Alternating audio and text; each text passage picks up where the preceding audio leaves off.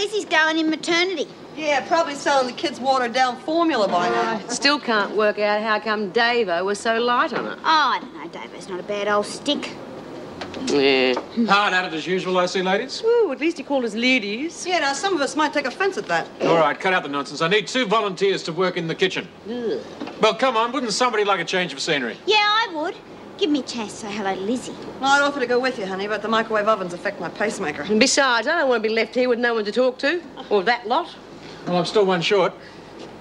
Well? I'll do it. Anything to get out of this joint. All right. Gaffney and Burns, to the kitchen. Don't let that bitch talk herself into your good books. No worries, B. See you later. Trust Gaffney, sticking her bloody beak in where it isn't wanted as usual. But I got rid of them for a while. I'll tell you what, Gaffney is pushing her like just a bit too far. What are you going to do about it? Don't you worry. I'll think of something. Come on, Dor. Don't tell me you're going to keep giving me the silent treatment. Look, we used to be good mates, remember? Look at all the fun that we had when we were doing a pado. And I went along with the escape, everything tonight. Did my best to help it go all right. So give us a break now. Look, come on. B won't know. Needn't be frightened. I won't let on to her. B's got nothing to do with it. It's you who roughed me up, and you've done your dash with me, Margot. Listen, I got a bottle of scotch in my cell. I've only drunk a bit of it. I'll share the rest with you. Scotch? And how'd you get that? Lagging to a screw, I suppose. Might have done a screw a favour, but I wouldn't lag, you know that. Oh, like hell I do. You lagged on Lizzie. That's how Vinegar caught her out, you know. And B's a wake-up to you, and sooner or later she's going to get you good and proper. And you needn't bother trying to talk to me anymore, because as far as I'm concerned, you're not here.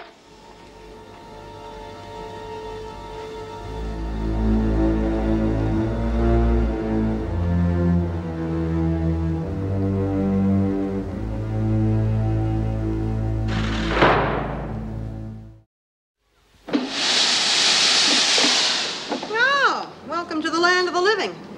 Hey, did you pinch anything to eat? What do you think I am? Crook? What happened to ferret-faced Gaffney? Still in the kitchen. But she is in no hurry to come back here. Yeah, well, I'm not surprised. Hey, you see Lizzie? Yeah. And, you know, she really likes being in maternity. It means she can fuss over all the kids, you know? Yeah, it'll probably do her good, you know. Things are getting a bit toey here for a while. Yeah, well, there wouldn't be any tension around here if it wasn't for Gaffney. Did she try and talk you around, Doreen? Yes, she did. She reckons she's got a bottle of scotch, but I don't know whether it's true or not. You know, she told Hazel the same thing. I'm beginning to think she must have it. Yeah, well, if that's true, it's got to be one of the screws. Yeah, we know who that'd be, don't we? And why? Yeah, well, I told her that we knew she'd lagged on Lizzie. Well, don't tell her anything. We want her to keep wondering what we're thinking. Yeah, gotta drive her up the wall. No one talking to her or anything. Yeah, once she's up the wall, she might just fall off, like Humpty Dumpty. Or maybe just one tiny push.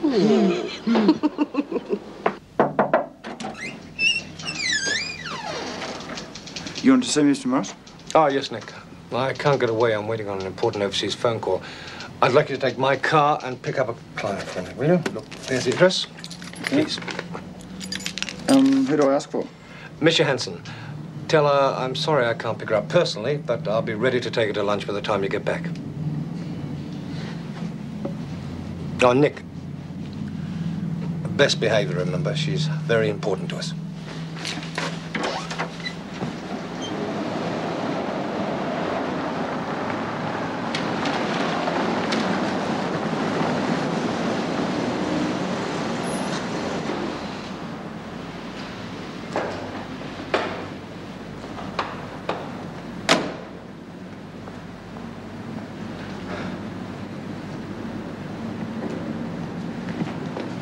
You're the young man that Mr. Morris sent, aren't you, Mr. Clark? That's right. Nick Clark. So kind of Mr. Morris to phone and let me know he couldn't come immediately. He's a wonderful man, isn't he? Oh, thank you.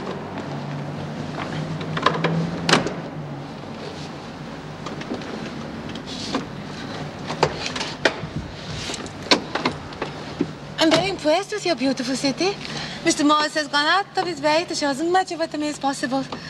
Oh, he certainly made my stay here a very pleasant one. I hadn't expected him to be such a warm and responsive man.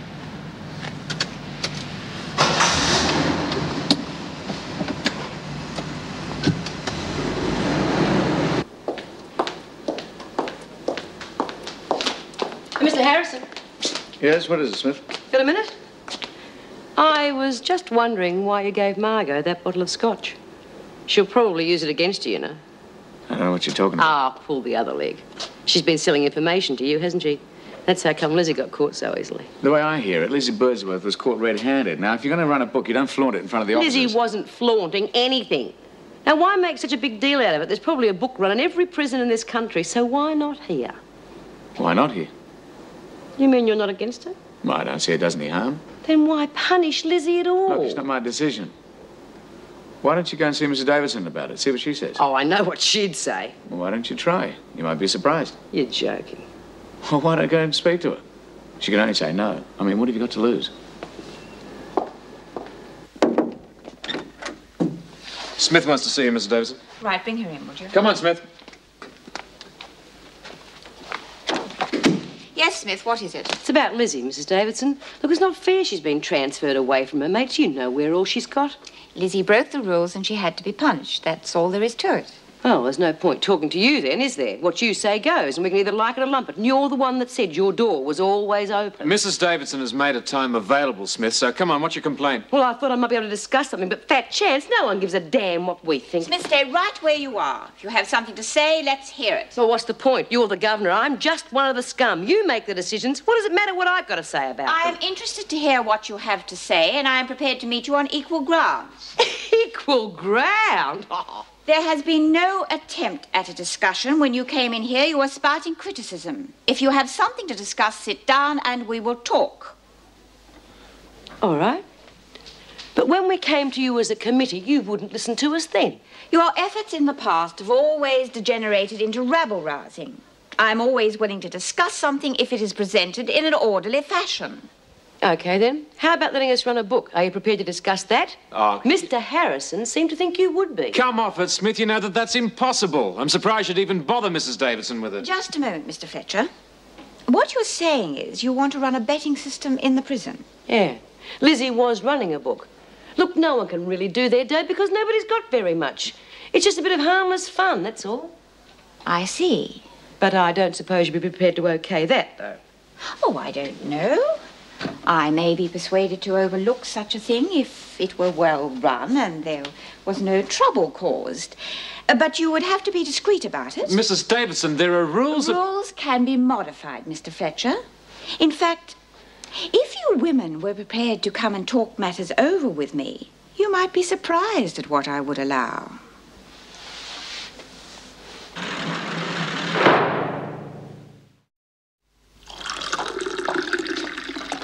Hello. Hi. You were very late in last night. Yeah. You didn't have to sleep on the sofa, you know. You were still asleep when I left for work this morning, so I didn't wake you. Thanks. Look, I'm sorry we argued last night. I think we should stick to what we said and not talk about Wentworth at home. Yeah, I'm sorry we argued too. Look, Vera, I meant what I said. You've got to change your attitude. Look, Terry, I've never been very good at relating to people. I really feel that the women need disciplining. But I'll try not to be so harsh. Vera, look, you'll find them a lot easier to handle if you soften your attitude. Well, you won't sleep on the sofa tonight, will you? I've just been talking to Smith. She mentioned she'd had a discussion with you. What'd she say? Oh, just that you suggested she talk to me about a certain matter. I think she was surprised I was prepared to consider what she had to say. I believe Smith is now in a position to help us with the Needs Committee. Thank you for getting her to come and see me.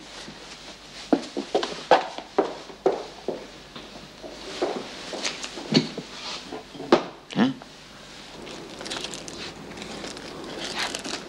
All right, Gaffney, I think it's about time we got a few things sorted out. Oh, yeah? What? About Harrison. Just steer clear of him. Don't go mucking things up. Like what? Like I think if we play our cards right, he could be very good for us. He's been good to me already. Oh, yeah? How? Oh, he's done me a few favours. And if he doesn't do exactly what I tell him to, I've got enough evidence to sink him for good. Just lay off. No way. I've got